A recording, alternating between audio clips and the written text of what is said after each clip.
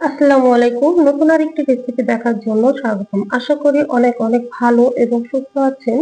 কোনো রকম রুটি বেলার ঝামেলা ছাড়া ঘরে থাকা অল্প পরিমাণ সবজি ও গোস্ত দিয়ে সহজ রেসিপিতে স্প্রিং রোল রেসিপিটি শেয়ার করব। আশা করি আপনাদের ভালো লাগবে। এর জন্য এখানে আমি একটু মিক্সিং বলে নিয়ে নিচ্ছি 1 কাপ ময়দা। ময়দার পরিবর্তে আটা দিয়ে করতে পারেন, তবে ময়দা দিয়ে করলে ভালো। আর দিয়ে দিব এখানে স্বাদ পরিমাণ লবণ।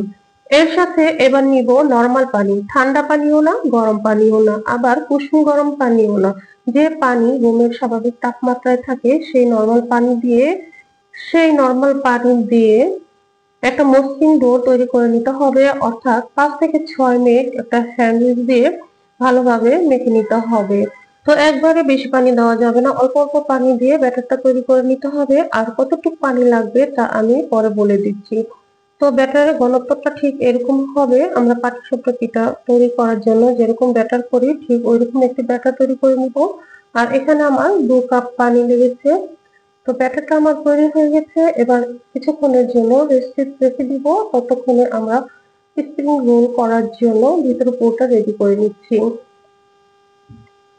এর জন্য চুলায় আমি একটি কড়াই বসিয়ে দিয়ে দিচ্ছি 2 চামচ রান্নার রেগুলার তেল, 1 চামচ আদা কুচি, 1 চামচ রসুন কুচি।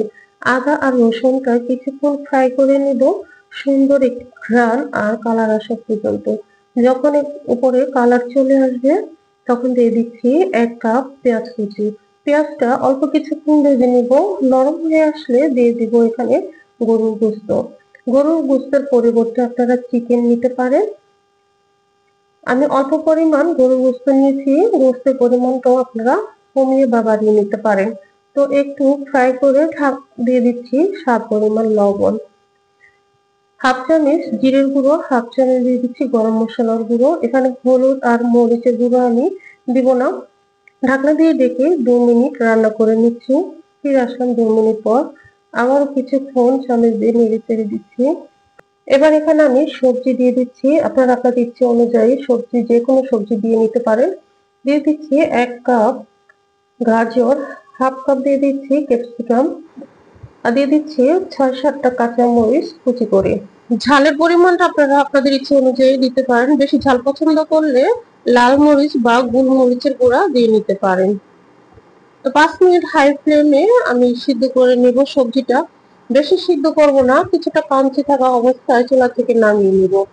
এবার এখানে দিয়ে দিচ্ছি টমেটো সস আর সয়া সস দিয়ে আমি আরো 2 মিনিট হাই ফ্লেমে রান্না করব। সবজিটা আমার হয়ে গেছে, এবার চুলা থেকে নামিয়ে ঠান্ডা করে নিব।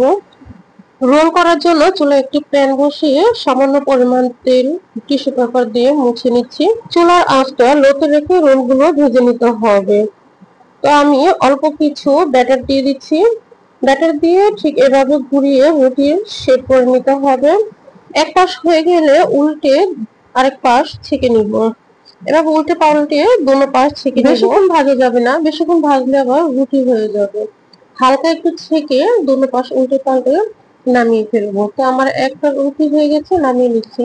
আরেকটা আমি দেখাচ্ছি করে।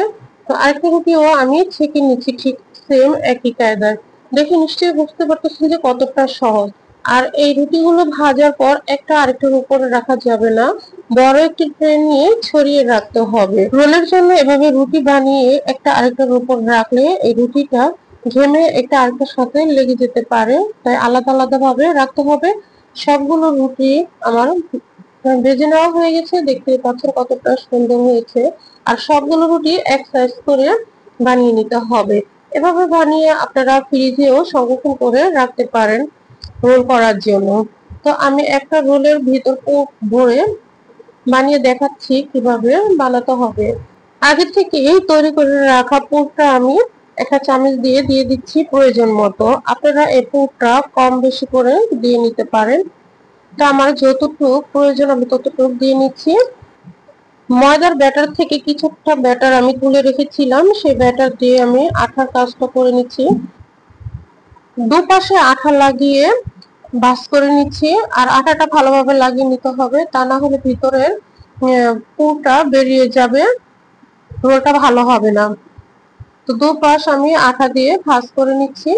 পরে রোলটা করে নিব। এখানে বলে বোঝাবার কিছু নেই, দেখে নিশ্চয়ই বুঝতে পারতেছেন যে আমি কিভাবে রোলটা করে নিচ্ছি। তো এভাবে ঘুরিয়ে ঘুরিয়ে রোলটা আমি পেঁচিয়ে নিচ্ছি। তো একটা রোল আমার করা হয়ে গেছে, এভাবে আমি প্রত্যেকটা রোল করে নিব। আর এইভাবে রোল বানিয়ে রেডি করেও আপনি সবগুলো রোল এভাবে তৈরি করার পর ভাজতে চলে যাব। চুলায় আমি একটি প্যানে তেল গরম করতে দিয়েছি। এখানে একটা ডিম আমি ফেটে নিয়েছি। ডিমের ভিতরে জাস্ট এভাবে মাখিয়ে রোলটা আমি ভেজে নিব। আপনারা ইচ্ছে করলে ডিমের ভিতরে এভাবে মাখিয়ে ব্রেড ক্রাম্ব দিয়ে কোট করে নিতে পারেন। আমি ব্রেড ক্রাম্ব দিচ্ছি না, এভাবে আমি ভেজে নিব। তো সুন্দর একটি কালার চলে আসা পর্যন্ত ভাজবো, আর চুলার আঁচটা মিডিয়ামে থাকবে। রোলটা আমার হয়ে গেছে, সুন্দর একটি কালার চলে আসছে। এবার তেলটা ছড়িয়ে আমি তুলে নিচ্ছি। এভাবে রোল বানিয়ে বিকালের নাস্তায় বা বাচ্চাদের টিফিনে ইফতারের টেবিলে রাখতে পারেন। আশা করি সবাই অনেক অনেক ভালো লাগবে। এটা খেতে খুবই মজার, উপরে কাঞ্চি আর ভিতরটা খুবই সফট। সস দিয়ে পরিবেশন করুন। আজকের রেসিপিটি ভালো লাগলে আর এরকম মজার মজার রেসিপি পেতে চ্যানেলটিকে সাবস্ক্রাইব করে পাশে থাকবেন। আজ এই পর্যন্ত বিদায় নিচ্ছি। আল্লাহ হাফেজ। আসসালামু আলাইকুম।